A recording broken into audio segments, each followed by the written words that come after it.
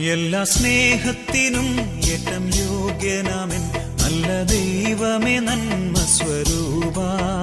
എല്ലാ സൃഷ്ടികളെക്കാളുമുപരിയായി നിന്നെ സ്നേഹിച്ചിടുന്നിതാ ഞാൻ. എല്ലാ സ്നേഹത്തിനും ഏറ്റം യോഗ്യനാമൻ നല്ല ദൈവമേ നന്മ സ്വരൂപ. എല്ലാ സൃഷ്ടികളെക്കാളുമുപരിയായി നിന്നെ സ്നേഹിച്ചിരുന്നിതാ